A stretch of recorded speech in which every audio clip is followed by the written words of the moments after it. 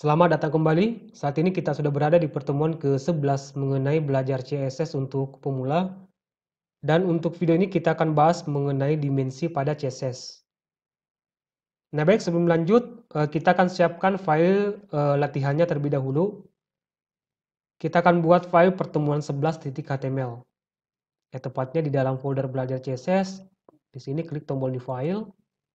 Nama filenya pertemuan underscore 11.html. Nah, sampai di sini saya tekan tombol enter di keyboard.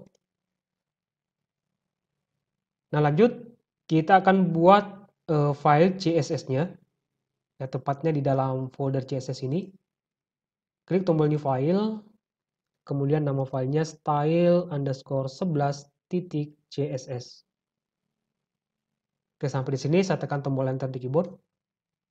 Oke, nah sekarang kita sudah punya dua file ya. Satu file pertemuan 11.html dan satunya lagi style 11.css. Nah, kita kembali ke file HTML-nya ya, pertemuan 11.html. Di sini kita akan buat kerangka dasar dari HTML, ya, tanda seru seperti ini, kemudian saya tekan tombol enter.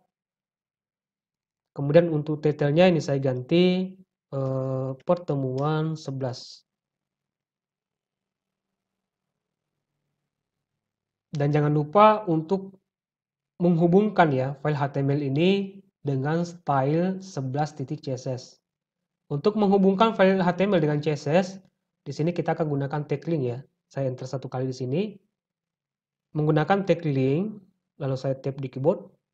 Nah, kemudian nilai di dalam atribut href ini itu berupa alamat di mana file style 11 ini kita simpan.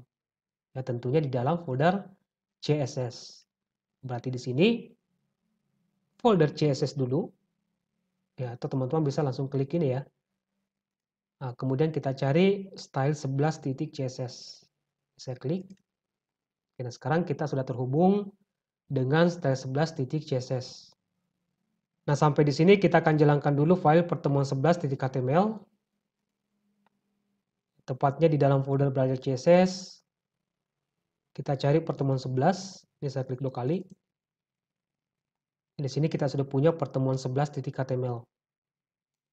Ya, kita kembali ke Visual Studio Code-nya. Kita akan kembali ke topik pembahasan kita mengenai dimensi pada CSS. Nah, dimensi pada CSS itu ada dua properti, ya, width dan height, yang digunakan untuk menentukan lebar dan tinggi dari sebuah elemen pada HTML. Nah, misalnya, di sini saya punya div ya dengan nama container. Nah, untuk membuat div dengan nama kelas yang diinginkan, di sini bisa diawali dengan tanda titik ya. Tanda titik, kemudian nama kelas yang diinginkan. Nah, jadi di sini saya menggunakan kelas container. Oke, sampai di sini tekan tombol tab atau tombol enter di keyboard. Nah, maka kita akan dibuatkan div dengan nama kelas container. Nah, sekarang kita akan menentukan lebar dan tinggi dari kelas container ini. Ya, tepatnya di style 11.css. Di sini selektornya kelas container.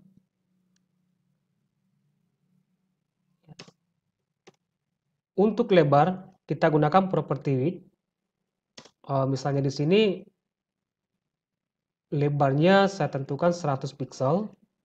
Bisa gunakan satuan pixel ya. Kemudian tingginya kita tentukan juga 100 pixel. Kemudian kita tambahkan satu properti lagi, yaitu properti background color. Coba yang aqua, lalu titik koma. Oke, sampai di sini kita akan lihat hasil dari pertemuan 11.html. Kita refresh web browsernya. Nah, maka kita akan dibuatkan kotak dengan tinggi 100 pixel dan lebarnya 100 pixel. Jika saya tambah nilainya di sini,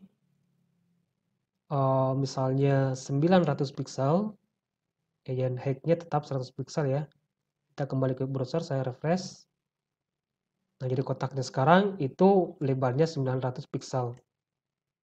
Nah, selain pixel, itu kita bisa menggunakan satuan persen Misalnya di sini yang lebarnya saya ganti 100, yang pixel saya ganti dengan persen. Nah, kita kembali ke browser, saya refresh, kita lihat hasilnya. Nah, karena lebarnya ya 100%, maka kotak ini tentu selebar web browser atau selebar dengan elemen pembungkusnya.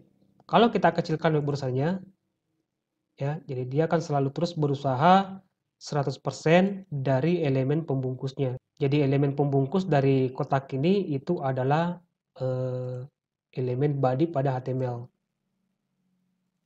Ya. Atau coba kita buat satu kotak lagi di dalam kontainer ini ya. Kita buat div dengan nama kelas kotak. Kemudian di sini titik kotak. Coba untuk lebarnya 50%. Kemudian untuk tingginya ini kita gunakan pixel 100 pixel.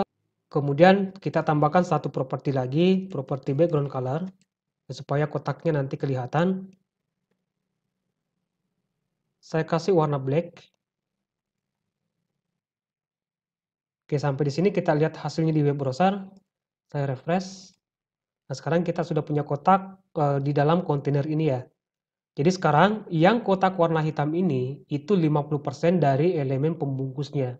Jadi elemen pembungkus dari kotak ini itu adalah kontainer. Kalau saya tambahkan di sini 80% ya untuk kotaknya yang warna hitam, kalau saya refresh, nah sekarang itu 80% dari elemen pembungkusnya, yaitu si kontainer. Kalau kita kecilkan, nah, maka dia akan selalu terus berusaha di 80% dari elemen pembungkusnya. Itu ketika kita menggunakan satuan persen. Saya kembalikan di sini 50%, maka sekarang itu setengah dari elemen pembungkusnya, yaitu kontainer. Ya, jadi selain menggunakan satuan pixel, kita juga bisa menggunakan satuan persen untuk menentukan lebar dan tinggi sebuah elemen pada HTML. Baik, saya rasa cukup untuk video kali ini. Semoga bermanfaat dan sampai jumpa di video berikutnya.